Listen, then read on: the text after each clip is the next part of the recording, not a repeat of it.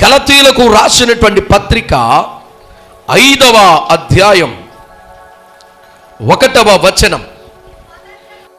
స్వాతంత్రం అనుగ్రహించి, ఈ స్వాతంత్రము అనుగ్రహించి క్రీస్తు మనలను స్వతంత్రులుగా చేసి ఉన్నాడు. కాబట్టి మీరు స్థిరముగా నిలిచి మరలా దాస్యమను కాడి క్రింద చిక్కు కొనకుడి. హల్లెలూయా. రెండు చేతులు బిగ్గరగా దేవుని స్తోత్రం చెల్లిద్దాం. హల్లెలూయా, హల్లెలూయా. ఒకసారి అందరూ కూడా నాతో పాటు వాక్యాన్ని చెప్తారా?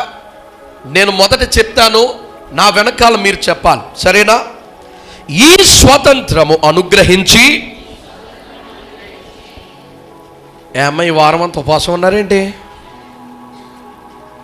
ఈ స్వాతంత్రం చెప్పండి గట్టిగా. ఇంకా మీరు గట్టిగా చెప్తే ఈ ఫ్యాన్లన్నీ కూడా కింద పడిపోతాయేమో నేను భయపడుతూ బిత్తరగా చూస్తుంటే ఈ స్వాతంత్రం అనుగ్రహం అంటున్నారు.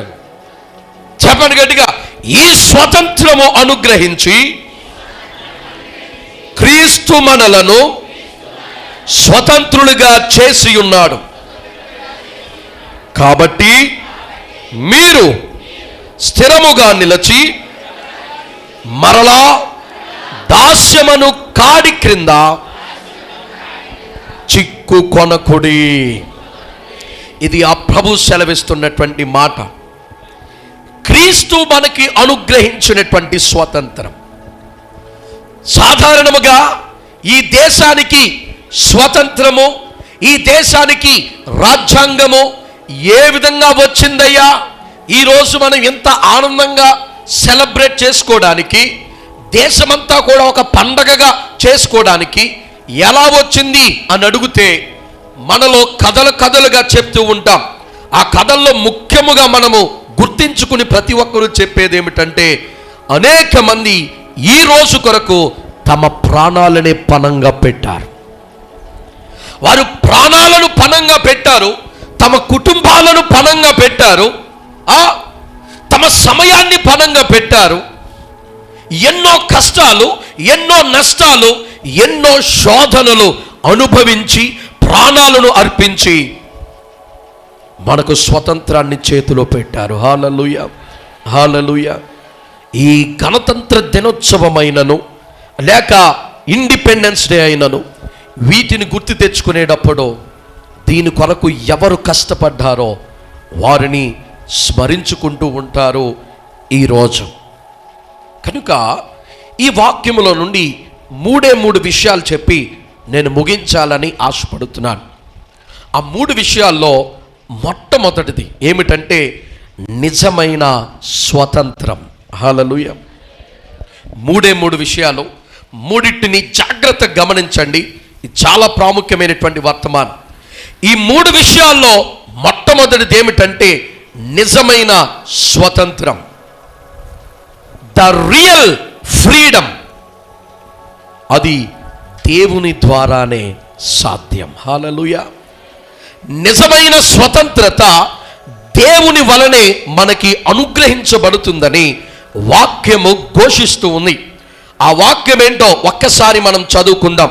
యోహాను సువార్తలోనికి వెళ్తే, యోహాను సువార్త 8వ అధ్యాయము 36వ వచనములో మనం చూడగలం. కుమారుడు మిమ్మును స్వతంత్రులుగా చేసిన ఎడల మీరు నిజముగా స్వతంత్రులయ్యుందురు. హల్లెలూయా. కుమారుడు మిమ్ములను స్వతంత్రులుగా చేసిన ఎడల మీరు నిజముగా స్వతంత్రులయ్యుందురు. అసలు ఈ కుమారుడు ఎవరు? ఆ కుమారుడు ఎవరంటే ఈ లోకమునకు 2024 సంవత్సరాల క్రితం వచ్చినటువంటి యేసుక్రీస్తు అనేటువంటి కుమారుడు. హల్లెలూయా. ఆ యేసుక్రీస్తు ప్రభుల వారు మనకి ఏ విధముగా స్వతంత్రత, దేని మీద ఆయన స్వతంత్రతను మనకి ఇచ్చాడయ్యా అంటే ఆయన మనకు పాపము మీద, పాపము అనేటువంటి బానిసత్వపు బతుకు మీద మనకి స్వతంత్రాన్ని ఇచ్చాడు. హల్లెలూయా. అంటే విడుదలను కలిగించాడు. బ్రిటిష్ వాళ్ళ చేతి క్రింద భారతీయులు నలిగిపోతున్నటువంటి సమయంలో బానిసలుగా చేసినటువంటి పనికి జీతాలు సరిగ్గా అందేవో కాదో తెలియదు. దేశ సంపదనంతా కూడా దోచుకుని వెళ్ళిపోతున్నటువంటి సమయంలో మన దేశానికి వచ్చి మన దేశ ప్రజలనే బానిసలుగా చేసినటువంటి క్రమంలో వారికి కావలసింది ఏమిటయ్యా అంటే విడుదల కావాలి, స్వతంత్రత కావాలి, ఫ్రీడమ్ కావాలి. వారు భారాన్ని మోయలేకపోతున్నారు. మోసినంతసేపు మోసారు, తరువాత ఇంకా ఎవరి వల్ల కాలేదు. అప్పటి నుండి తిరగబడడం ప్రారంభించారు. ఏ విధముగానూ వారు జయించలేనిటువంటి స్థితిలో వారు తిరగబడ్డారా, తిరగబడినోడిని చంపేస్తూ ఉండేటువంటి వారు. ఆ సమయంలో కొంతమంది వీరులు లేచి ఆ వీరులు చావైనా రేవైనా పర్లేదు అని వారికి ఎదురు తిరిగి ఈ స్వతంత్రం కొరకు ఏ విధముగా పోరాడి ప్రాణాలు అర్పించారో, ఈ లోకములో మనిషి జీవితములో పాపము అనేటువంటి బానిసత్వము అత్యంత ఘోరమైనది, భరించలేనిటువంటి భారము కలిగినది. పాపం అది కంటికి కనబడదు, కానీ మనిషిని నెమ్మదిగా ఉండనివ్వదు. చాలా ఘోరమైనటువంటి పరిస్థితికి దిగజార్చి వేస్తూ ఉంటుంది.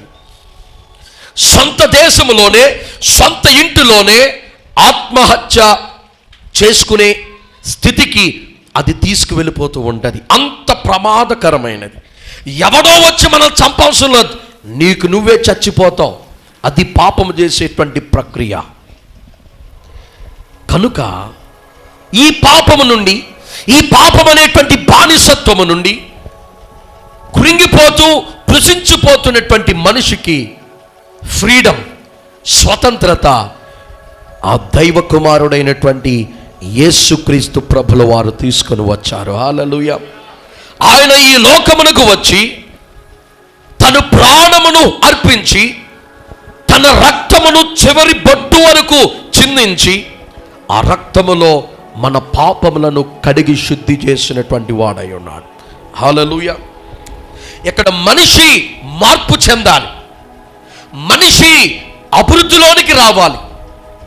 న్యాయపరమైనటువంటి అభివృద్ధి, నీతి కలిగినటువంటి అభివృద్ధి ఆన్ని ఇన్ని చేసి అడ్డకోలుగా సంపాదించేది కాదు.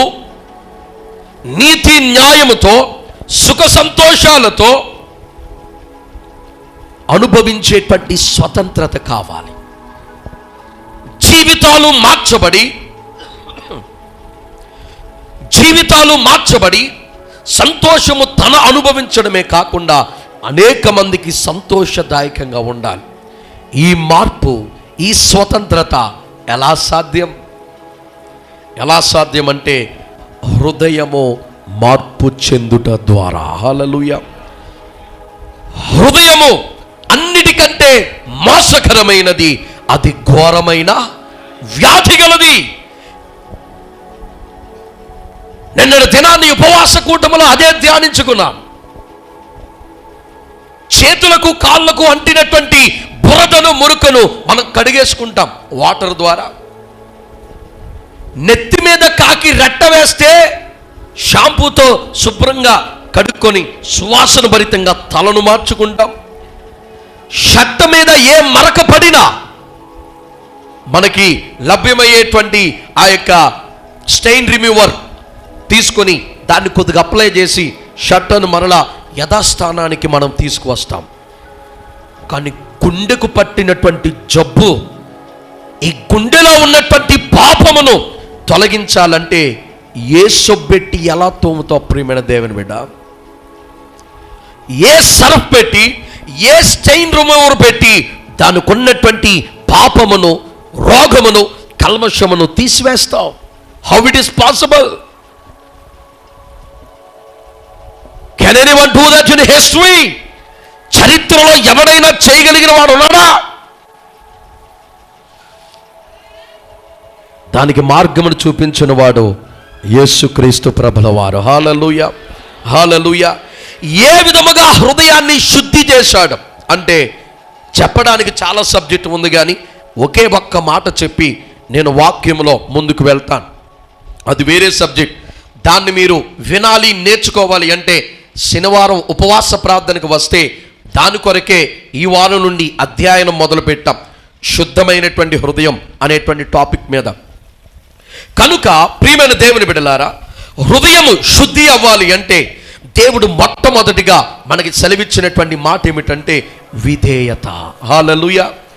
ఈ విధేయతకు సాదృశ్యంగా లేక ఉదాహరణగా అబ్రహామును తీసుకున్నాం. అబ్రహామును ఒకరోజు దేవుడు అన్నాడు, అబ్రహామా, అది బాబు ఎవరు మాట్లాడేస్తున్నారు? అబ్రహామా, నేను దేవుణ్ణి. చెప్పిన ఆయన,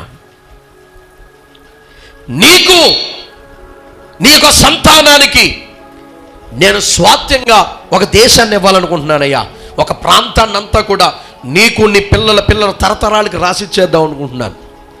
అవునా ప్రభా, చాలా మంచిది, నువ్వు అక్కడికి వెళ్ళాలి మరి. సరే ప్రభా, వెళ్తాను. మరి ఇంకనే ఆలస్యం ఎందుకు? పెట్టి బేడ సర్దుకుని నీ భార్యను తీసుకుని లాగించు, మొదలెట్టు ప్రయాణం. ఎక్కడికి వెళ్ళాలో, ఎలా వెళ్ళాలో, ఎన్ని రోజులు పడుతుందో, ఎన్ని సంవత్సరాలు పడుతుందో, ఏ వైపు నుంచి వెళ్ళాలో తెలియదు.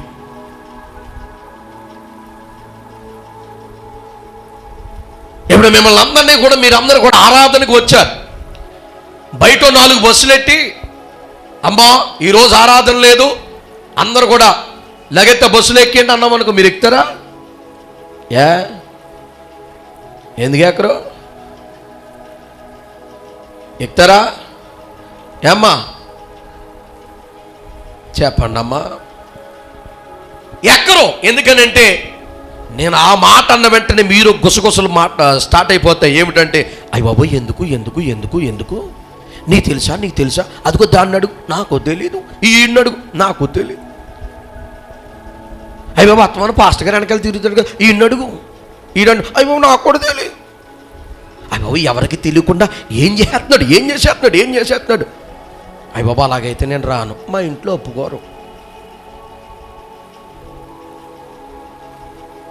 రాను రకరకాల కారణాలతో ఒక్కడంటే ఒక్కడు కూడా బస్సు ఎక్కడ. ఇప్పుడు అబ్రహాంది అదే పరిస్థితి. అబ్రహామా, నీకు బస్సు ఎట్టాను, బయట ఎక్కేసి నేను ఎక్కడికైతే వెళ్ళమంటున్నాను అక్కడికి ప్రయాణం మొదలెట్ట అన్నాడు దేవుడు. మారు పలకకుండా విశ్వాసముతో అబ్రహాం మొదలెట్టేశాడంతే. హల్లెలూయా. దాన్నే విధేయత అని అంటారు. విధేయత. దేవుడు తన వాక్యము ద్వారా సంఘముతో మాట్లాడేటువంటి సమయంలో నువ్వు రెండో ఆలోచన నీకు ఉండకూడదు. నా మాటకు నువ్వు అటు ఇటు ఆలోచించినా దేవుని వాక్కుకు, దేవుని మాటకు వెనక ముందు ఆలోచించేవారుగా మనం ఉండకూడదు. హల్లెలూయా. నేను ఎప్పుడైనా ఈ యొక్క కమిటీ మీటింగ్ పెట్టాను అనుకో, నేను అనేటువంటి మాట ఏంటో తెలుసా? ఏదైనా ఒక నిర్ణయాన్ని చెప్పి, ఏమండే చేద్దామా వద్దా ఒకసారి ఆలోచించి చెప్పండి అని అంటాను. అవునా? ఆప్షన్ ఉంటుంది. వారు చేయొచ్చు, చేయకపోవచ్చు, నాతో పాటు ఏకీపించకపోవచ్చు. కానీ వాక్యం దగ్గరికి వచ్చేసరికి నేను చేద్దామా వద్దా అని అడగను. ఎందుకనంటే అది తప్పకుండా మనము విధేయత చూపించాలి. ఆడలా అన్నాడు, ఈడిలా అన్నాడు, ఈడెలా చెప్పాడు, ఆడలా చెప్పాడు, ఎవడెలా చెప్తే మనకెందుకు? వాక్యములో దేవుడు ఏం చెప్తున్నాడు దానికి ఎప్పుడైతే మనము శిరస్సు వంచి విధేయత చూపించి దాని ప్రకారంగా నడవడం ప్రారంభిస్తామో హృదయము పరిశుద్ధపరచబడుద్దంట. హల్లెలూయా, హల్లెలూయా.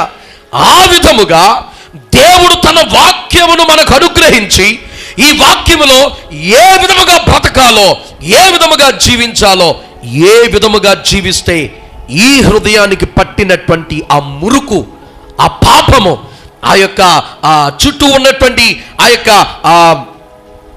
స్టెయిన్స్ అన్నీ కూడా రిమూవ్ అయిపోతాయో ఈ వాక్యము మనకి సెలవిస్తూ ఉంది. హల్లెలూయా. రాజ్యాంగం కూడా అలాంటిదే. ఈ దేశానికి ప్రాణాలు అర్పించి నానా కష్టాలు పడి ఎన్నో బాధలు భరించి స్వతంత్రం తీసుకొచ్చిన తరువాత కాన్స్టిట్యూషన్ అనగా రాజ్యాంగాన్ని తీసుకొచ్చి మన చేతిలో పెట్టారు. అప్పటి వరకు రాజులు ఈ దేశాలను, ప్రపంచాన్ని రాజులు పాలించేటువంటి వారు.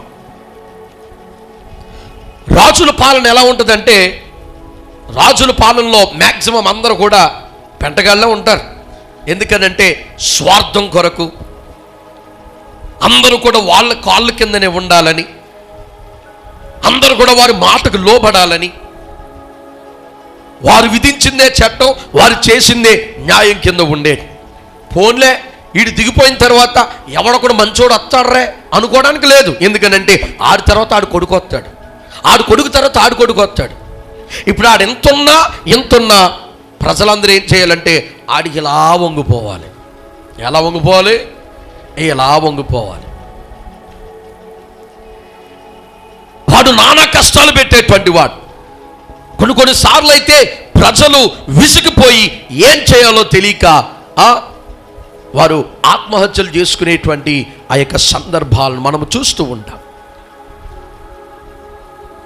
అప్పుడు ఉన్నటువంటి కొంతమంది నాయకులకు, పెద్దవారికి వచ్చినటువంటి ఆలోచన ఏమిటంటే ప్రజల పాలన అనేది కావాలి. దేశాన్ని ఎవరు పాలించాలో, ఎవరు రూలింగ్ లోకి రావాలో అనేది ప్రజలే నిర్ణయించుకోవాలి. ప్రజలు వేసినటువంటి ఓట్ల ద్వారా మనము వారిని ఎన్నుకోవాలి. అందుకనే మనకి ఎలక్షన్ల ముందు హామీలు ఇస్తూ ఉంటారు. దాన్నే మేనిఫెస్టో అనేది చూపిస్తారు. ఎన్ని పార్టీలు, 2, 3 ఎన్ని పార్టీలు ఉంటే అన్ని పార్టీలు ముందు మేనిఫెస్టో చూపిస్తారు. మేము వస్తే ఇది చేస్తాం, అది చేస్తాం, అది చేస్తాం, ఇది చేస్తాం. ఒక్కొక్క పార్టీ ఒక్కొక్క రకముగా వారు మేనిఫెస్టో రిలీజ్ చేస్తూ ఉంటారు. ఇప్పుడు ప్రజల నుంచో పెట్టాలి అన్ని పైన. ఎవరినైనా సరే ప్రజలందరూ కూడా ఆ 3 లేకపోతే 4 మేనిఫెస్టోలు ఎదురేసుకుంటారు. ఇది పర్లేదు, ఇది పర్లేదు. ఈ పార్టీలో మనకు అన్నీ కూడా ప్రజలకి, మన దేశానికి, లేకపోతే మన యొక్క ప్రాంతానికి, మన రైతులకు, లేకపోతే మన యొక్క బ్రతుకులకు ఉపయోగపడేవన్నీ కూడా దీంట్లో ఉన్నాయిరా అని ప్రజలందరూ కూడా ఆ మేనిఫెస్టో చూసి ఏ పార్టీ లేకపోతే ఏ ప్రభుత్వం అయితే రావాలనుకుంటున్నారో దాన్ని ప్రజలందరూ కూడా తీసుకువెళ్ళి ఆ సింహాసనం మీద ఆ వ్యక్తిని కూర్చోబెడతారు. ఇది రాజ్యాంగం ఇచ్చినటువంటి హక్కు. అంతకుముందు అలా ఉండేది కాదు, రాజుల పాలన ఉండేది. ఇప్పుడు ప్రజల పాలనలోనికి తీసుకురాబడింది. ఇక్కడ మనం ఒక విషయాన్ని జాగ్రత్తగా అర్థం చేసుకోవాలి. ఏమిటంటే నిజంగానే ఆ స్వాతంత్రత మనకి వచ్చిందంటారా?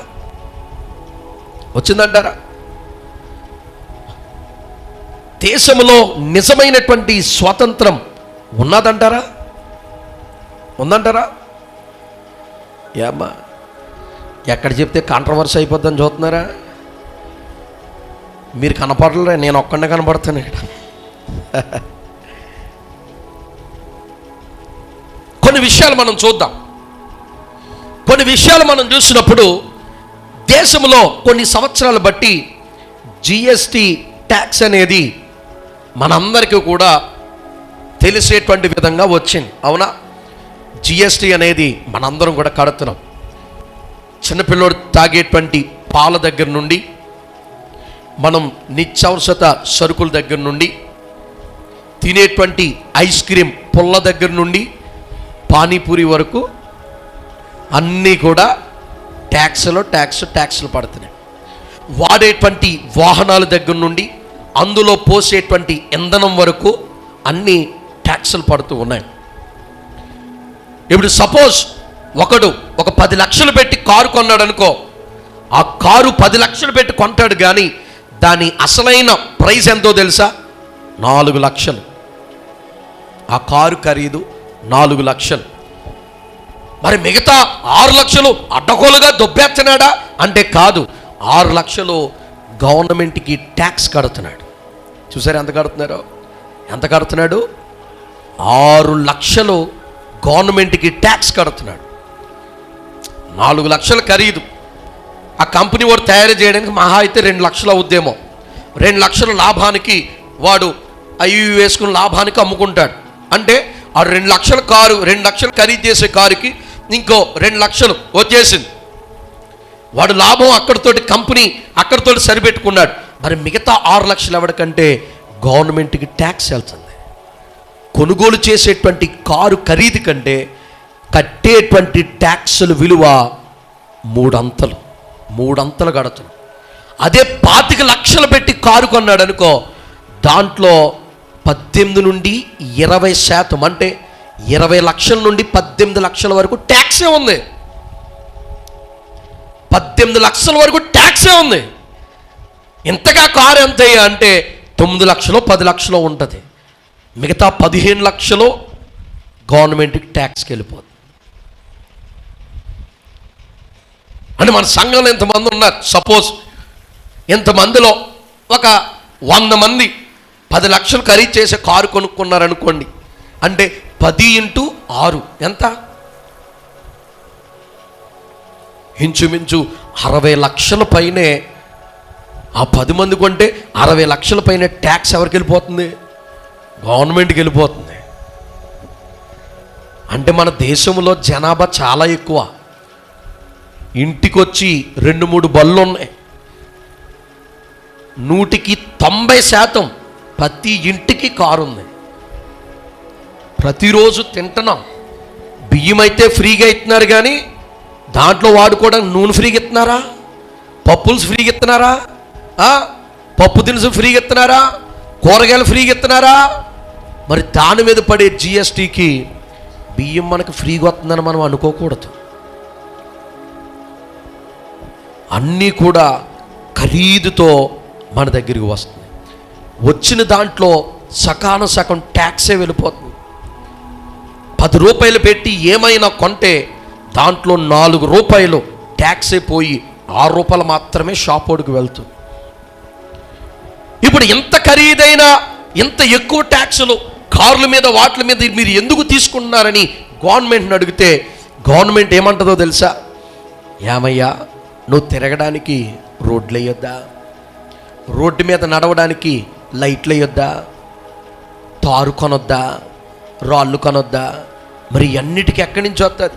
నువ్వు మంచి కారు తీసుకున్నావు, సదుపాయంగా రోడ్డు మీదకి వెళ్ళాలి కదా అని చెప్తాది.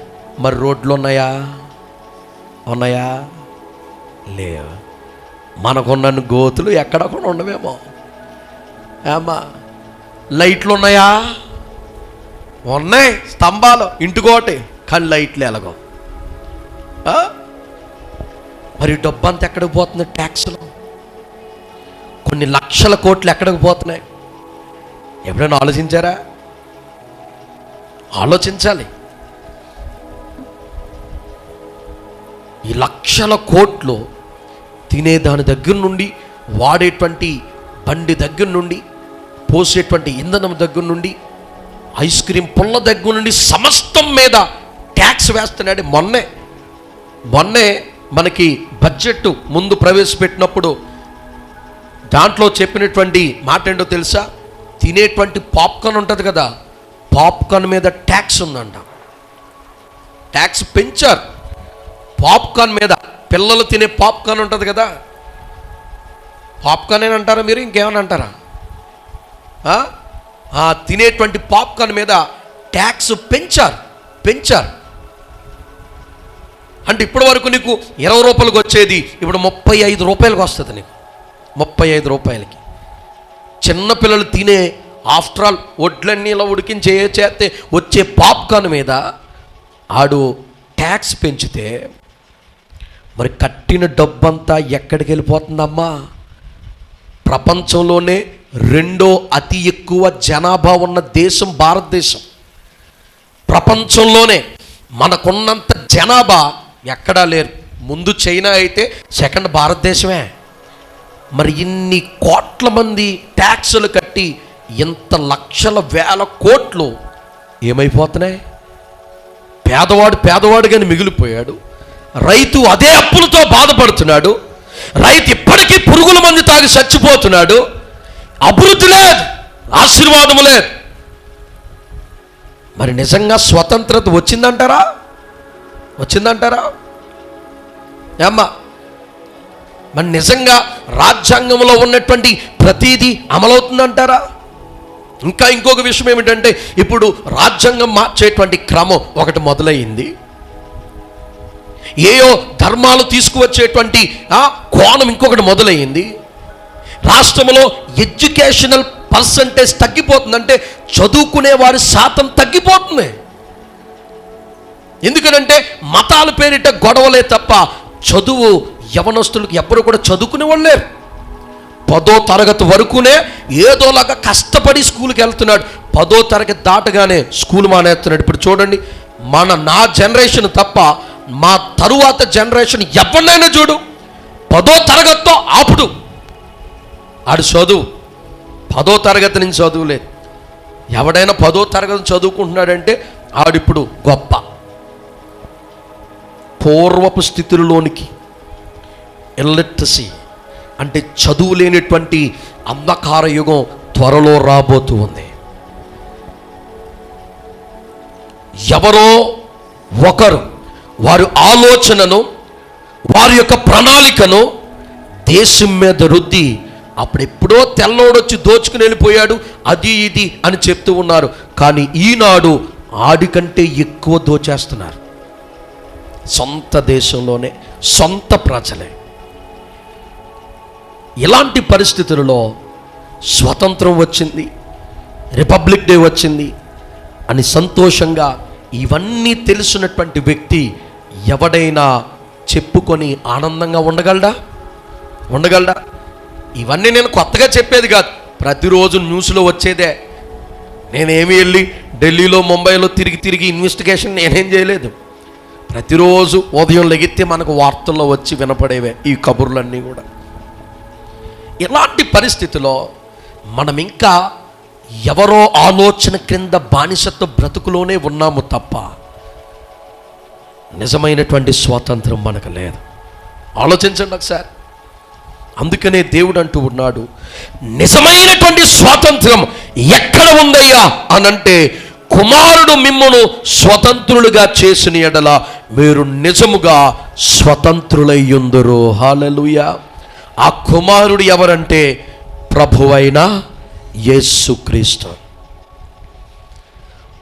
ఆ రక్షణ పొందినప్పుడు ఈ లోకంలో ఎన్ని శ్రమలు, ఎన్ని బాధలు, ఎన్ని అన్యాయాలు, ఎన్ని అక్రమాలు, ఏ విధముగా ఎన్ని జరుగుతూ ఉన్నను మనల్ని మాత్రం ముందుకు నడిపించి సమాధానముతో సంతోషముతో మన నుంచి ఆయన నిత్య రాజ్యములోనికి తీసుకుని వెళ్ళేటువంటి స్వతంత్రత.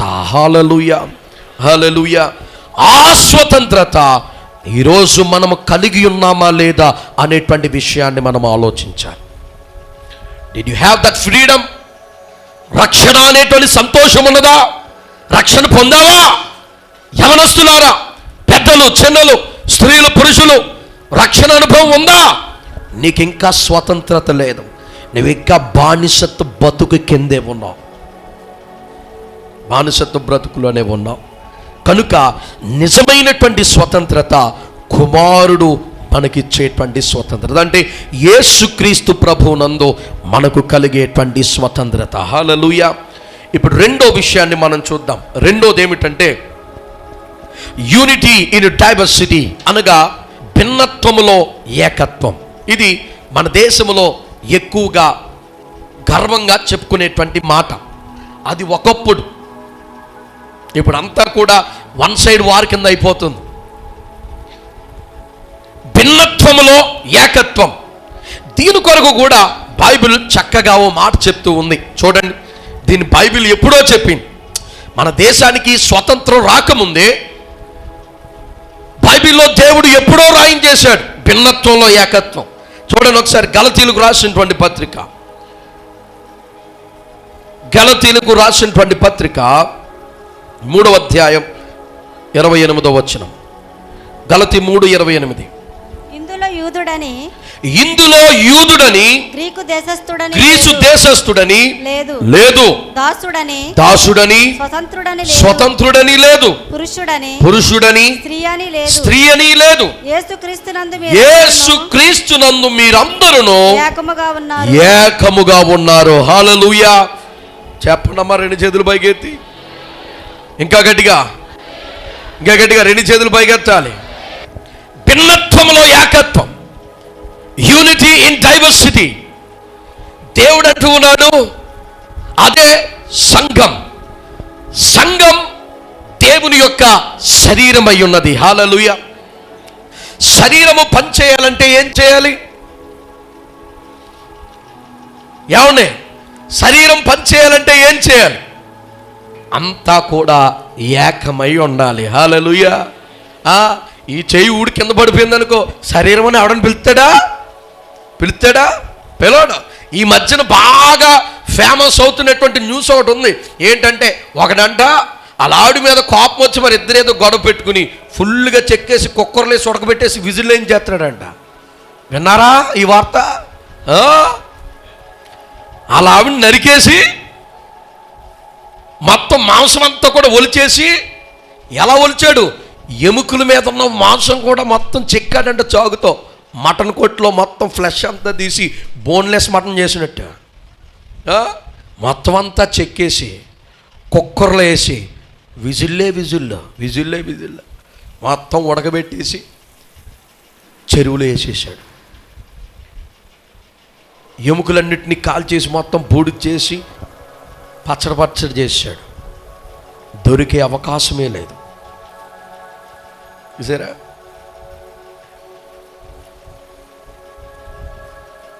ఇప్పుడు ఐక్యతగా లేదనుకో అమ్మా, ఇప్పుడు యూనిటీ, ఐక్యత అనేది లేదనుకో, మన పరిస్థితి ఏంటో తెలుసా? విజిల్లే. సాతానుగా నిన్ను నన్ను మొత్తం కుక్కర్లో వేసేసి ఎంత మట్టెట్టి మొత్తం విజిల్ ఉడికిపోతావు, బాగా ఉడికిపోతావు అమ్మా.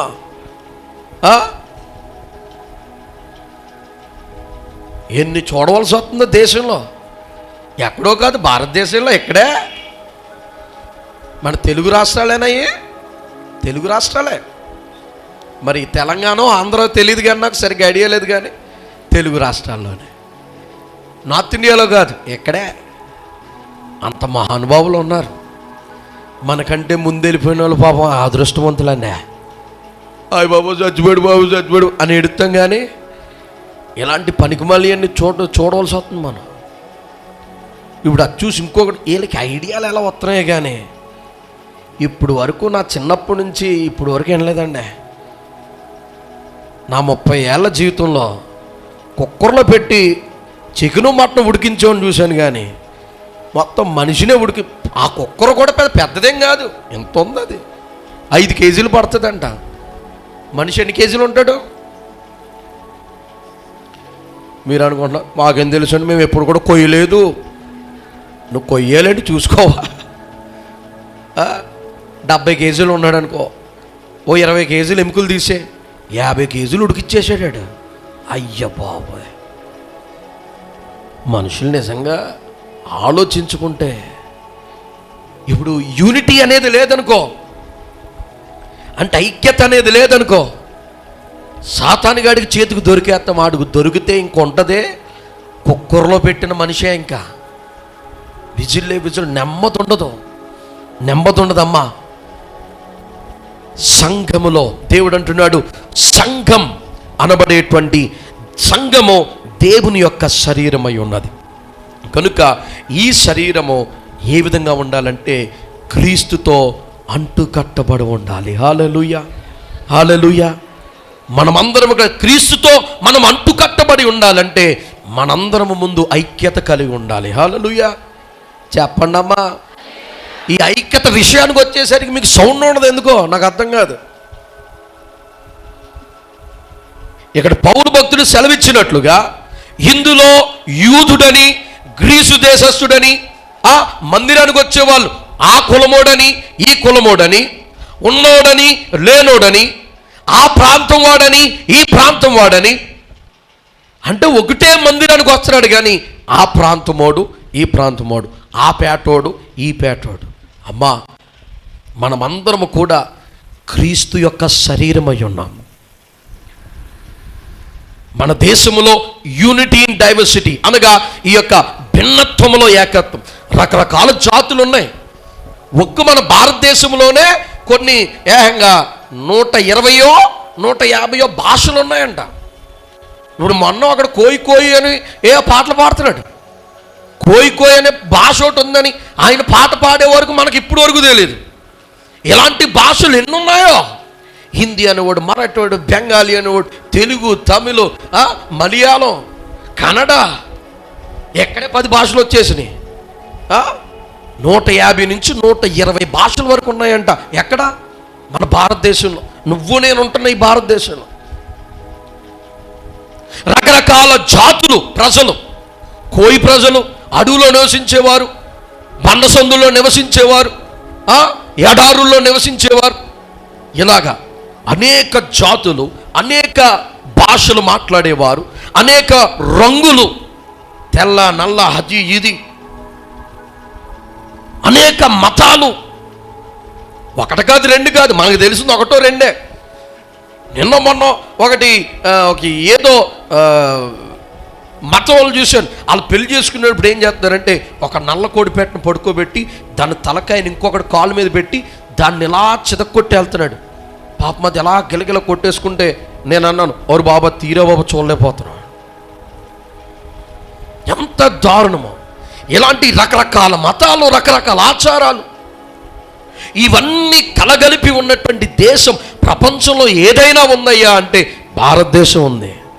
అందుకనే ప్రపంచ దేశాల్లో భారతదేశం యొక్క కీర్తి చాలా గొప్పది. ఎందుకనంటే భిన్నత్వంలో ఏకత్వం. ప్రస్తుత దినాల్లో దాన్ని అంతా నాశనం చేసేస్తున్నారు అనుకోండి. అంతా ఒకటే ఉండాలి, అంతా ఒకటే ఉండాలని అదో గోల ఎక్కువైపోయింది మనకి.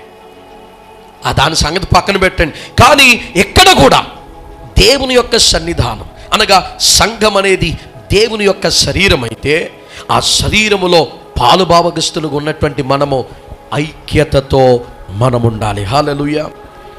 ఏవేవో నేనెవరో మీకు తెలియదు, మీరెవరో నాకు తెలియదు. రక్షణ పొందిన తరువాత మనందరము కూడా వీడలేని బంధమైపోయాం. హల్లెలూయా. ఇది చాలా గొప్ప మర్మం, ఎవ్వరికీ కూడా అర్థం కాదు. ఎక్కడెక్కడో మీరెవరో మాకు తెలియదు. ఈ కులాలు డిఫరెంట్ మనకి కులాలు ఉన్నాయి, ఎక్కడెక్కడో ప్రాంతాలు. మనమందరము కూడా ప్రతి వారం ఏ సందర్భమైనా అందరము కూడా ఈ స్థలములో వాలిపోతాం ప్రేమతో. ఒకరు కనిపించకపోతే ఏమండి కనిపించలేదు ఎందుకు అని వెంటనే వెళ్ళి అడుగుతూ ఉంటాం. ఎందుకంటే మనలో ప్రేమ, ఐక్యత నిండి ఉంది కనుక. హల్లెలూయా, హల్లెలూయా. ఈ భిన్నత్వంలో ఏకత్వం, సంఘమును కూడా దేవుడు సూచిస్తూ ఉన్నాడు. ఆత్మీయముగా అది సంఘమై ఉన్నది. మనమందరం కూడా ఐక్యతతో ఉండాలి. అప్పుడే సాతానుగాడికి కుక్కర్లో విజిల్లేసేటువంటి గోలకి మనం పడం. హల్లెలూయా, హల్లెలూయా. ఆడి చేతిలోనికి వెళ్ళకూడదు. ఒక్కసారి సంఘం ఆడి చేతిలోనికి వెళ్ళిందా ఇక సంఘంలో నెమ్మది ఉండదు. రకరకాలైనటువంటి ఆలోచనలు, రకరకాలైనటువంటి గొడవలు ఎందుకు వచ్చిందమ్మా? అందరము ఐక్యత కలిగి దేవుని ఆరాధిస్తూ ఉంటే పరలోకమే దేవుని సన్నిధానంలో దిగి వస్తూ ఉంటుంది. హల్లెలూయా, హల్లెలూయా. ఆఖరిగా ఒక్క మాట చెప్పి నేను ముగించి వేస్తూ ఉంటాను, సమయం అయిపోతుంది కనుక. ఆఖరిగా మూడో పాయింట్ ఏమిటంటే బాధ్యత కలిగినటువంటి పౌరులు. బాధ్యత కలిగినటువంటి పౌరులు. అమ్మా, బాధ్యత కలిగినటువంటి పౌరులు. దాని కొరకు కూడా దేవుడు చెప్తున్నాడు. దేవుడు అన్నాడు, ఈ లోకములో ఏ ప్రభుత్వాన్ని అధికారంలోనికి వచ్చిందో అది నా సెలవు లేనిదే ఏది కూడా అధికారంలోనికి రాదని దేవుడు చెప్తున్నాడు. హల్లెలూయా. ఎలక్షన్లు జరుగుతున్నటువంటి సమయంలో మనందరూ కూడా సంఘంలో మనం చాలామంది 4 రకాలమైనటువంటి కోరికలు కోరుకున్నాం. ఆడు రావాలి, ఈడు రావాలి, ఈడు రావాలి, ఆడు రావాలని ఏవేవో కోరికలు కోరుకున్నాం. ఆఖరికి నిలబడింది నువ్వు కోరుకున్నవాడు కావచ్చు, కోరుకుపోయినోడు కావచ్చు. ఎవరు నిలబడినను నీపై అధికారిగా ఉన్నటువంటి వారికి లోబడమని బైబిల్ వాక్యం మనకు సెలవిస్తుంది. హల్లెలూయా. చూడండి ఒకసారి ఈ యొక్క రోమియోలకు రాసినటువంటి పత్రిక రోమ 13:1. రోమ 13:1. ప్రతివాడును అధికారులకు లోబడవలెను. ప్రతి వాడును పై అధికారులకు లోబడి ఉండవలెను. ఏలయనగా దేవుని వలన కలిగినది తప్ప మరి ఏ అధికారమును లేదు. ఉన్న అధికారములు దేవుని వలననే నియమింపబడి ఉన్నవి. ఎవరి వలన నియమించబడ్డాయమ్మా? ఎవరి వలన నియమించబడ్డాయి? మరే నువ్వు కోరుకున్న పార్టీ రాకపోతే ఎందుకంటే సనిగేసుకుని గొనిగేసుకుని అవతలతో మాట్లాడకుండా ఉంటావు. నువ్వు పార్టీ భేదాలు. ఒక పార్టీ నిలబడి అది గెలిచి ప్రభుత్వంలోనికి వచ్చిందంటే అది దేవుని యొక్క అనుగ్రహము, దేవుని యొక్క సెలవు లేనిదే రాదంట. పై అధికారులుగా దేవుడు ఎవరు నియమించాడో వారికి లోబడమంటున్నాడు, వారి కొరకు ప్రార్థన కూడా చేయమంటున్నాడు దేవుడు. హల్లెలూయా, హల్లెలూయా. మనం చేయాలి అలాగా. అది దేవుని చిత్తం. ఏమో సంఘములో ఉన్నటువంటి పొట్టంతా కూడా పోయి గింజొకటే నిలబడి ఆ గింజ ద్వారా ఫలాలను చూడాలని ఈ భారతదేశంలో దేవుడు ఆశిస్తున్నాడేమో ఎవరికి తెలుసు. పైన నీకు అనుకూలంగా ఉన్నవాడు లేక ప్రతికూలంగా ఉన్నవాడు ఎవ్వరు వచ్చినను వారికి లోబడాలి, వారి కొరకు మనం ప్రార్థన చేయాలి. హల్లెలూయా, హల్లెలూయా. కనుక బాధ్యత కలిగినటువంటి పౌరుడిగా నీ దేశంలో ఏ చోట ఏ ఆపద వచ్చినా, ఇప్పుడు మొన్న విజయవాడలో వరదలు వచ్చాయి. ప్రభుత్వము ప్రజల దగ్గర నుండి ఈ యొక్క విరాళాలు అడిగింది, సేవకులు అడిగారు, అనేక మంది సహాయాలు చేశారు. మనం కూడా మన సంఘ తరపునిచ్చాం. నీకున్న దాంట్లో నీ దేశము కొరకు నువ్వు ఏదో ఒకటి చేయాలి. హల్లెలూయా, చేయాలి. అది బాధ్యత. నిన్ను ఏ దేశంలో దేవుడు నిన్ను పుట్టించాడో ఆ దేశం కొరకు నీకు ప్రేమ ఉండాలి. ఎవడో ఏయో మాటలు వాగుతున్నాడని చెప్పి నీ దేశం మీద నువ్వు ప్రేమను కోల్పోకూడదు. నీ ప్రాంతం మీద నువ్వు ప్రేమను కోల్పోకూడదు. నీ ప్రాంతమును, నీ ప్రాంత ప్రజలను నువ్వు ప్రేమించాలి. వారికి ఏ ఆపద వచ్చినా వారితో పాటు నువ్వు కూడా బాధపడాలి. వారి కష్టంలో ఉన్నప్పుడు నీవు తోచినటువంటి సహాయమును నువ్వు చేయాలి. బాధ్యత కలిగినటువంటి పౌరుడుగా నీవు ఉండాలి. అది దేవుడు సెలవిస్తున్నటువంటి మాట. దేవుడు ఎక్కడో కూడా విభజన పాలన అని దేవుడు ఎప్పుడు కూడా చెప్పలా. డివైడ్ అండ్ రూల్ పాలసీ దేవుని కాదు. అంటే విభజించి పాలించమనేది దేవుని యొక్క మాట కాదు. కలిసుండి గెలవమంటాడు దేవుడు. హల్లెలూయా. నీ ప్రాంత ప్రజలతో నువ్వు కలిసి ఉండాలి, నీ అధికారులతో నువ్వు కలిసి ఉండాలి. కలిసి ఉండమన్నాం కదని చెప్పి మమేకమైపోకూడదమ్మో. అమ్మా, కలిసి ఉండాలి, గౌరవించాలి, ప్రార్థన చేయాలి. అంతేగాని మొత్తం ప్రార్థన లేకొట్టేసి వెనకాల తిరిగేసి ఎలాంటి తప్పు. గౌరవించాలి, చక్కగా వారితో కలిసిమెలిసి ఉండాలి. అది ఈలోక సంబంధముగా మనము దేశ పౌరులుగా బాధ్యతను వహించాలి. అంత మాత్రమే కాదు, ఇక్కడ రెండోది కూడా ఉంది. ఏమిటంటే మనకి మరొక దేశం ఉన్నది. అది స్థిరమైన దేశం, అదే పరలోక రాజ్యం. హల్లెలూయా. ఆ పరలోక రాజ్యములో కూడా ఆ దేశము యొక్క పౌర హక్కు మనకున్నది. రక్షించబడినటువంటి ప్రతి వ్యక్తి కూడా ఆ దేశ పౌరుడై ఉన్నాడు. నువ్వు బాధ్యత కలిగినటువంటి పౌరుడుగా నీ దేశము కొరకు, అటు ఈ భౌతిక సంబంధమైనటువంటి దేశము కొరకు, అటు నీ దేశమైనటువంటి స్థిరమైనటువంటి దేశం, ఇది తాత్కాలికమైనటువంటి దేశం, అది స్థిరమైనటువంటి దేశం, దాని కొరకు కూడా నువ్వు బాధ్యతను వహించాలి. హల్లెలూయా. అది దేవుడు చెప్తాడు. అందుకనే వాక్యములో దేవుడు అంటూ ఉన్నాడు, కైసరది కైసరికి ఇచ్చేయ్. అంటే లోక సంబంధమైనటువంటి నాయకుడు దేవునిది దేవునికి ఇవ్వాలి. అంటే ఆత్మ సంబంధమైనటువంటి నాయకుడు. హల్లెలూయా, హల్లెలూయా. దేవుని ఈ లోక సంబంధముగా గౌరవించాలి. దేశ పౌరుడిగా బాధ్యతను కలిగి ఉండాలి. పరమకానాను సంబంధించినటువంటి బిడ్డగా, దేవుని బిడ్డగా ఆ బాధ్యతను కలిగి మనం ఉండాలి. హల్లెలూయా. అప్పుడే క్షేమమును, ఆశీర్వాదమును మన దేశములో, మన ప్రాంతములో, మన ఊర్లో మనము చూడగలము. హల్లెలూయా, హల్లెలూయా. చూడండి, ఒక్క వచనాన్ని నేను ముగించి వేస్తాను.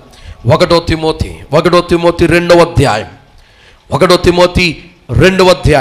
1-2 వచనాలు చదువుకుని మనం ముగించుకుందాం. మనము సంపూర్ణ భక్తియు కలిగి మాన్యతయు కలిగి నెమ్మదిగాను సుఖముగాను బ్రతుకు నిమిత్తం. చూడండి, జాగ్రత్తగా గమనించాలి. మనము సంపూర్ణ భక్తియు మాన్యతయు కలిగి నెమ్మదిగాను సుఖముగాను బ్రతుకు నిమిత్తము అన్నిటికంటే ముఖ్యముగా మనుషులందరి కొరకును రాజుల కొరకును అధికారులు అందరి కొరకును విజ్ఞాపనములను ప్రార్థనలను యాచనలను కృతజ్ఞతాస్తుతులను చేయవలెనని ఇదేంటంట హెచ్చరిక. ఇదిగో జాగ్రత్త అని చెప్తారు చూడ, హెచ్చరిక, వార్నింగ్. అలాంటి హెచ్చరిక దేవుడిస్తున్నాడు. ఏమంటున్నాడు తెలుసా? నీ ఉన్నటువంటి దేశంలో సంపూర్ణమైనటువంటి భక్తిని నువ్వు చేయాలి అన్నా, నీవు నెమ్మదితోనూ సుఖముతోనూ సంతోషముగా నువ్వు ఉన్నటువంటి దేశంలో నువ్వు బ్రతకాలి అన్నా, నువ్వు ప్రజలందరి కొరకు నువ్వు ప్రార్థించాలి, రాజుల కొరకు ప్రార్థించాలి, అలాగే దేశ నాయకుల కొరకు, అందరి కొరకు, నీకు ఇష్టమైన కొరకు కాదు, అందరి కొరకు నువ్వు ప్రార్థించాలి. ఇది దేవుడిస్తున్నటువంటి హెచ్చరిక. హల్లెలూయా. అందుకనే మన ప్రేయర్ పాయింట్స్, ప్రార్థన విన్నపాల చీటీ మనం సంఘంలో ప్రార్థన చేసే దాంట్లో నాయన గారు ఆఖరిలో అన్ని మన దేశంలో ఉన్నటువంటి రాష్ట్రాలన్నిటినీ కూడా రాస్తారు. దాంట్లో రాష్ట్రాలు, దేశము కొరకు, అలాగే దేశ నాయకుల కొరకు మనకు ప్రేయర్ పాయింట్స్ ఉంటాయి. లాస్ట్లో మన దేశము కొరకు, దేశ నాయకుల కొరకు ప్రార్థించాలి. అదే సమయంలో దేవుని రాకడ కొరకు సిద్ధపడాలి. దేశము కొరకు నీకు తోచింది ఎంతో కొంత సహాయం చేయొచ్చు, సహాయపడుతూ దేశ అభివృద్ధి కొరకు నీవు పనిచేయాలి, బాధ్యత కలిగినటువంటి పౌరుడిగా, అలాగే పరసంబంధమైనటువంటి వ్యక్తిగా దేవుని పరిచర్య కొరకు నువ్వు ధారాళముగా ఇవ్వాలి. దేవుని పరిచర్యలో నువ్వు వాడబడుతూ ఉండాలి. దేవుని యొక్క రాజ్యమును చేరుడు కొరకు ఆత్మీయమైనటువంటి పౌరుడుగా. ఇది అసలైనటువంటి స్వతంత్రత, రిపబ్లిక్. రాజ్యాంగమును ఏ విధముగా దేశమునకు ఇచ్చారో మన దేవాతి దేవుడు కూడా దానికంటే గొప్పదైనటువంటి వాక్యాన్ని మనకిచ్చాడు. హల్లెలూయా. ఇది నిజమైనటువంటి స్వతంత్రతను, నిజమైనటువంటి నెమ్మదిని దేశములో కానీ ప్రజలలో కానీ తీసుకువచ్చేటువంటి ఆయుధం. హల్లెలూయా, హల్లెలూయా. కనుక నిజమైనటువంటి స్వతంత్రతను మనం పొందుకుందాం. మన దేశము కొరకు, రాష్ట్రాల కొరకు ప్రార్థన చేస్తూ దేవుని యొక్క ఆజ్ఞలను మనం నెరవేర్చుదాం. దేవుడు తన వాక్య భాగమును మన వినికుడిలో దీవించునుగాక.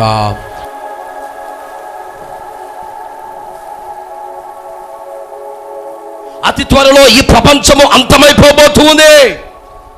అతి త్వరలో ఈ లోకం మీదకి దేవుని యొక్క కోపాగ్ని రగల్చబడబోతూ ఉన్నది. దేవుడు చెప్పినటువంటి ప్రతి మాట నెరవేర్చబడేటువంటి రోజులు రాబోతూ ఉన్నాయి. ప్రతి ఒక్కరూ కూడా దేవుని యొక్క మాటలు నెరవేర్పును చూడబోతూ ఉన్నారు. కనుక ఆ కాలములో, ఆ శ్రమ